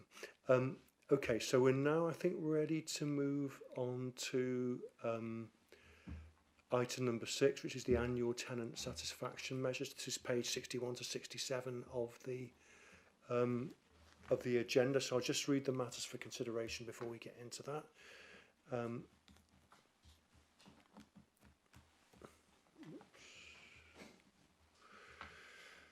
Just changing my rotation back again. There we go, right, all done. Okay, so matters for consideration for this section on page 61. It actually says the Overview and Scrutiny Commission. Is that correct? Kirsty, you just... Sorry, no apologies, that is not correct. Anyway, the committee is invited to note and scrutinise the matters contained within the report. So is there an officer presentation there? So not a presentation, but I'm happy to obviously talk through the report. To give a bit of an introduction to it, the tenant satisfaction measures are an annual report that all social housing landlords are required to complete for the regulator of social housing. Essentially, they look at different management data, so anything from complaints all the way through, really, as we've already discussed from the different presentations tonight. One of the key focal points of it is a tenant satisfaction survey. I think, as was noted by Kirsty earlier, they're very much locked-in questions. They're standardised across all different social housing landlords.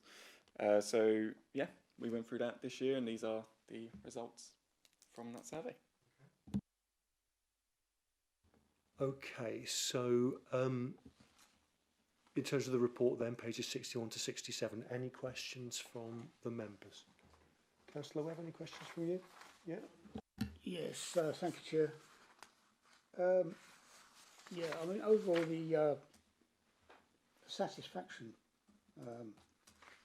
is really still quite low, really. I know it's an upward trend. It is going up, which is very encouraging, but it's still very low. Obviously, I understand we have the measures in place now, procedures to be able to address that. And we also have more TSMs currently going ahead for the next year, which is good. having said that, I mean, markedly there are two areas where there is a very marked upward trend, and that is the proportion of residents who report they are satisfied that their landlord provides a home that is safe. That was a marked increase. And the proportion of respondents who report that they are satisfied that their landlord treats them fairly and with respect. So that is very encouraging in itself. But however, there is a lot more to be done. It's a shame we can't benchmark our results with other local authorities at this stage. So the Housing Ombudsman do not want benchmarking of these results. They've been quite clear that they look at a singular council's journey. Inside Housing and Charles Institute Housing do pick people in a bit of a top of the pops rating, but the Ombudsman does not do that at all. They want to look at personal progress, so we met with our Ombudsman representatives and to do some data clarification, and they're really happy with the upward trend. These are quite high percentages. People are tending to have much smaller percentage upward trends, so the fact that we've done quite a large transformation programme to have those trends in 1 year is being looked at favourably. Yes, understood. Yeah, thank you.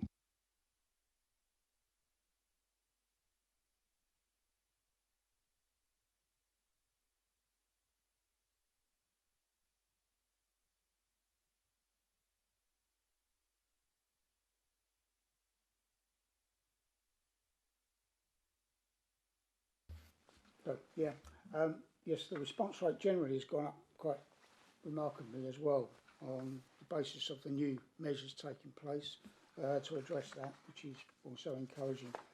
I take it that's also going to be mirrored in the tenant and leaseholders survey as well. I think that's that. We don't do a tenant and leaseholder survey anymore. The TSMs have overtaken the tenant and leaseholder survey. The TSMs is the survey that we do. Okay.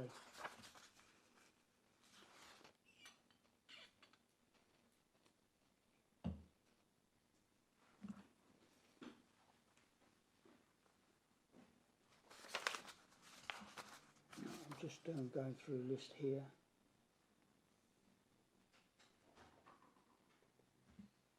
Oh yes, how many tenants do we have in total? Which is the target audience here? So we just have over 10,000, and for statistical accuracy, the Ombudsman tell us the minimum standard we need to meet each year to be statistically sound. So we over delivered on that this year, but yeah, that is prescribed by the Ombudsman for statistical soundness. Thank you. Okay. Yeah, I think this data is really interesting. I think to comment rather than a question, it really shows the power of data in affecting change, isn't it, and improvement, because we've clearly had a big improvement year on year.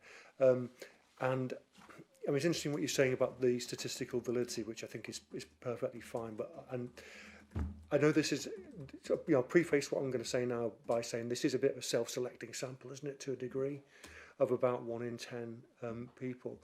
But it still does paint a concerning picture. So if I'm reading it correctly, nearly half of the people surveyed, and that's apparently valid across the piece, are dissatisfied with our service as a landlord. Around a third think that we don't treat them with respect. Around a third think their home isn't safe. Nearly 3/4 have had an experience of our repairs service, so they're kind of well versed in what's going on.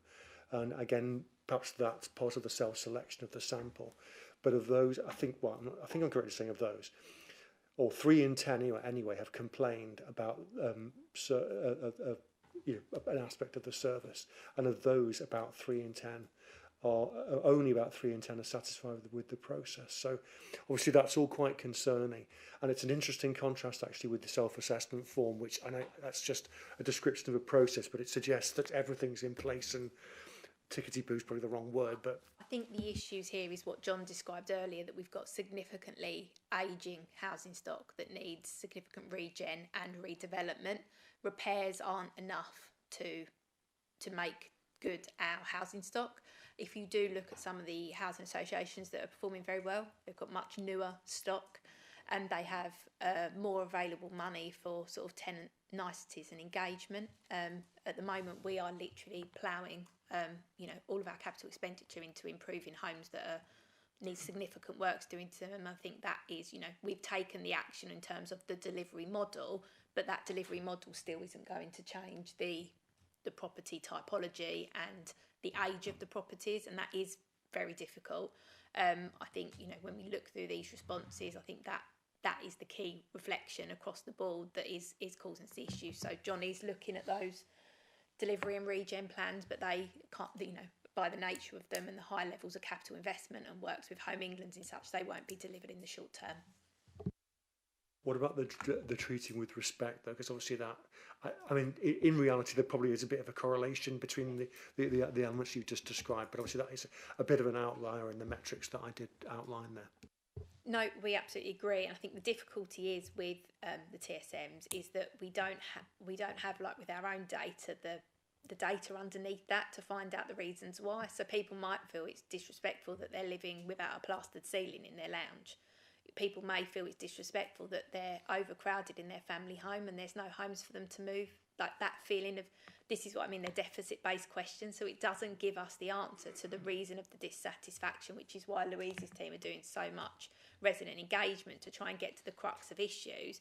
But I think the cause of most of the issues we can't extrapolate from this type of deficit-based question, which is challenging, but we're going to counter that with our own data and tenancy forums to sort of get to the bottom of that. But, we've got to explain to people, overcrowding's a big issue, but when we allocate you a home, we won't always be able to match the rate in which you grow your family with the appropriate sized home. So we need to be better with our comms, ensuring we're setting that direction very clearly. John's obviously got the comms officer coming in that can talk about the repairs journey, but can also talk about stock, redevelopment and the risks that come with that. So we have got to go on a communications journey, but yes, it's very difficult at the moment to understand those factors in what's influenced that feeling of you can feel disrespected in many ways. So there's no qualitative, why do you feel that way? For no thought, not.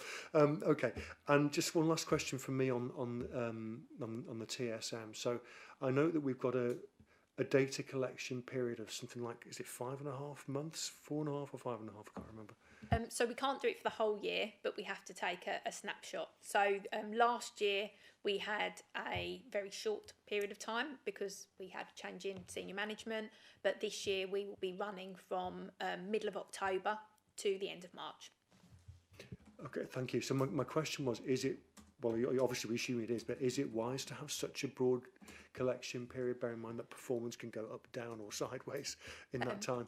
The reason we need it is obviously from a resourcing perspective for existing housing staff to be able to facilitate that process. Just by putting the questionnaire out, there needs to be a lot of work in terms of people chasing up those individuals, housing officers taking time in their daily roles. So we need to make sure it can be embedded in people's BAU. So to be able to effectively do that and to reach the greatest amount of people, we need to be able to start that process to give adequate time for existing teams to resource that.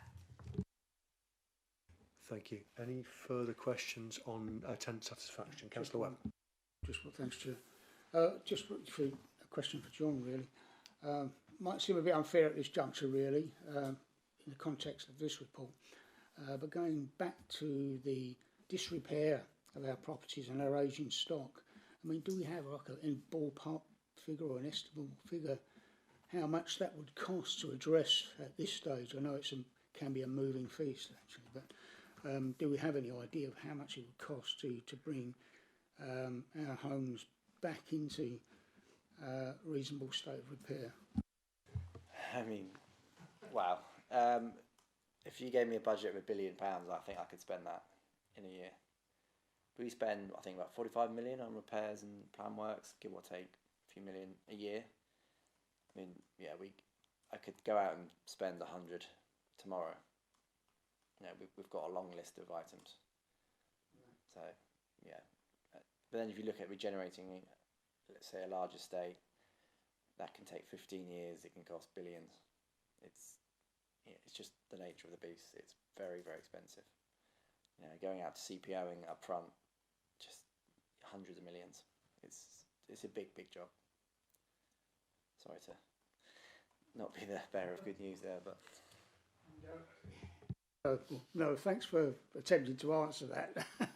But yeah, it is a difficult one. I understand that. Just thought that we might have some kind of idea of the complexity of the future work that we need to undertake.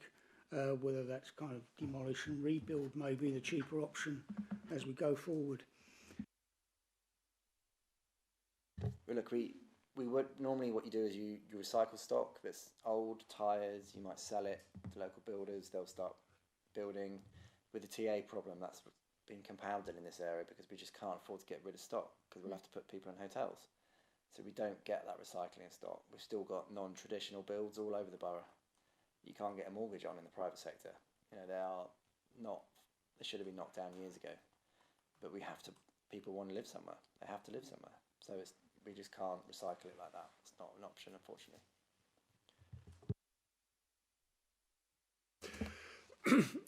Thank you for that. I think if there are no further questions on tenant satisfaction, we move on to item 7 in the agenda, which is the Housing Improvement Quarterly Progress Update. That's pages 69 to 76 of the agenda. So I'll just read the matters for consideration on this one before we get on to the topic itself. Okay, which are that the Housing Scrutiny Committee is asked to note the development and ongoing implementation of the Housing Improvement Plan, which supports compliance with the Regulator of Social Housing's new consumer standards and prepares the Council for future inspections. So is there an officer presentation? I'm just happy to answer. It's self-explanatory within the report. If there's sort of any questions arising from any of that improvement or action plan between myself, Louise and John, we should be able to answer those for you. Okay. Members, any questions on that report?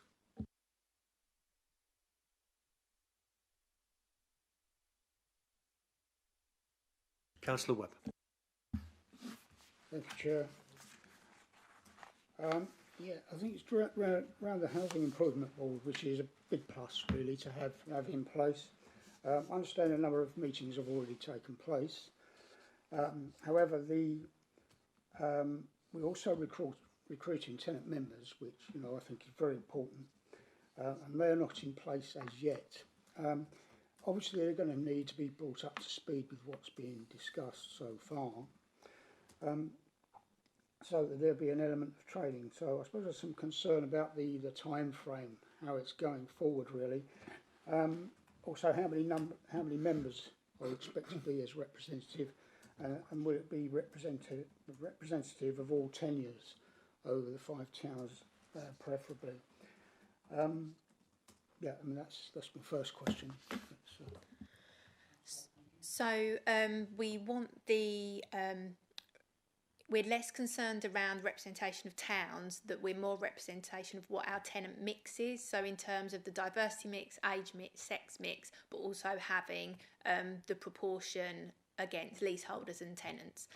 So we've had 11 applicants. We will be reviewing those applications on Monday. We're looking to have a tenant panel. We're happy to accept all members if people have got the level of capability to fulfil that role. We will be giving scrutiny training to those members. We'll be giving policy training. We'll be giving regulatory training.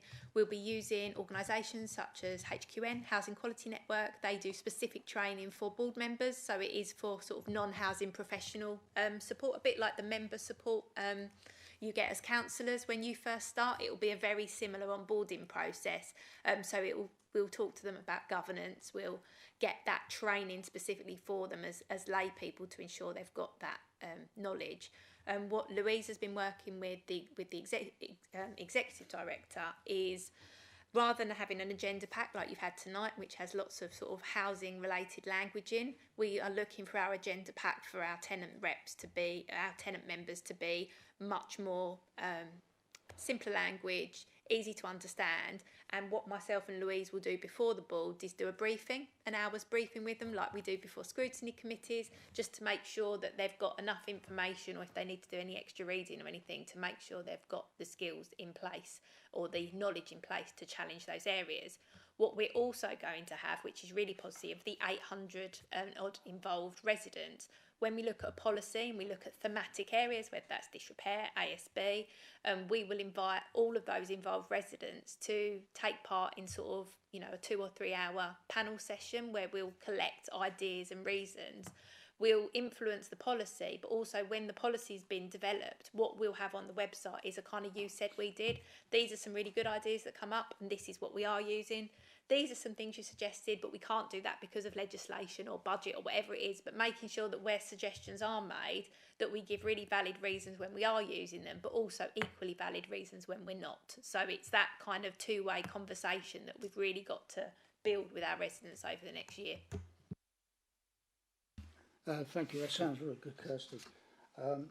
I take it the HIB is going to be a continuous part of the scrutiny process, going forward, and not just something to satisfy the regulator, which it's in danger of looking if we, and this is why I mentioned the time frames really, having things in place and working, in a coordinated fashion going forward.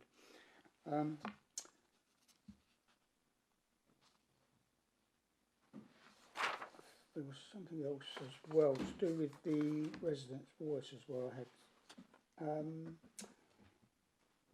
this was something about around developing the damp and mould procedure, which is obviously something that could be addressed by the Housing Improvement Board. Which is good. Let's got that on there. But it'll also be a way of also addressing some of the ways of communicating that, rather than just through the Residents' Voice newsletter, using other methodologies, which obviously the tenants on this board can perhaps consider and provide some guidance with how to take it forward. Within our TSMs this year, we're adding a couple of questions to the prescribed questions, and one of those questions is, how do you want to be engaged with? So for those residents that are having that done, we'll start to find that out. Also on the tenancy audits we're doing, we're asking that question, how do you want to be engaged with? So we can start to adapt our comms to different people that might want a text message, they might want an email, so we can start to look at our tenant profile and give them the communications in the way they want to receive it, because some people are going to want that much engagement and some people are going to want that much engagement. So it's being able to tailor that for each household and make sure that that's adequate for their communication needs. Yeah, that's great. Thanks, Kirsty. So just a couple of questions for me on timing.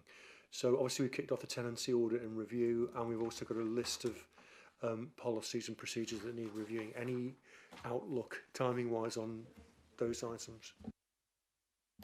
So the review of the ASB and hate crime policy, that will be coming through to housing scrutiny, or the drafts will be coming through in December, because it's currently one policy, it's the ASB, which includes hate crime.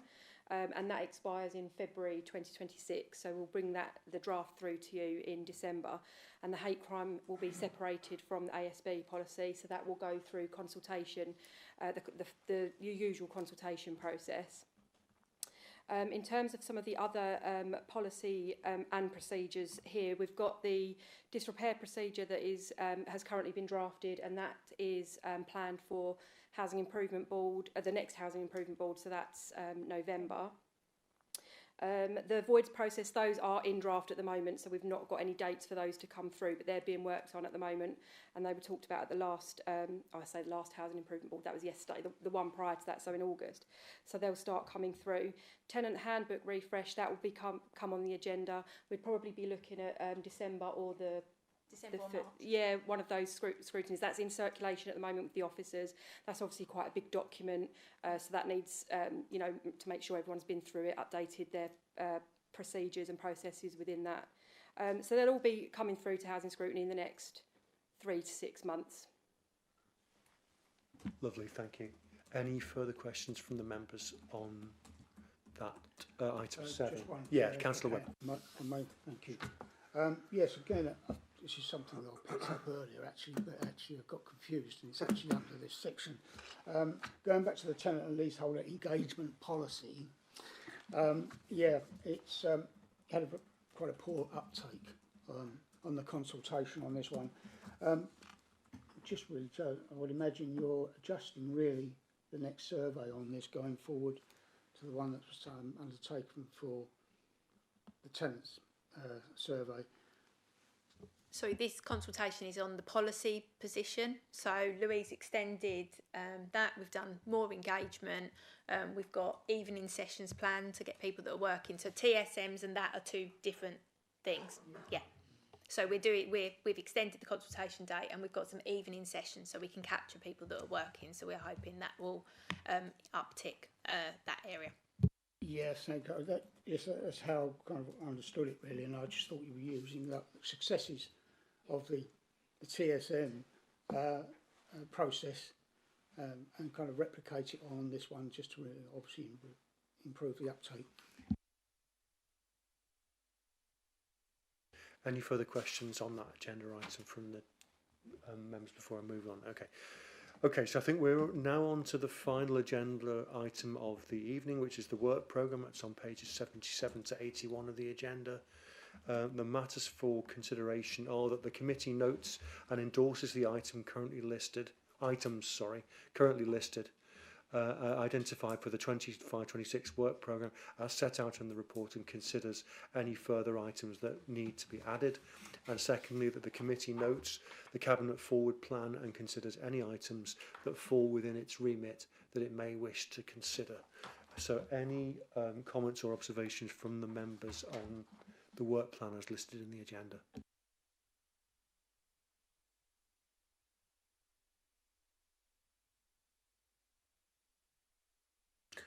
Sorry, we just need to add Yeah. the ASB and hate crime policy for December, if that's okay. Yeah, that's fine. Okay, I think then we are done. Thank you so much for your input this evening. I found that very, very useful, very interesting, as I think members did as well. So thank you.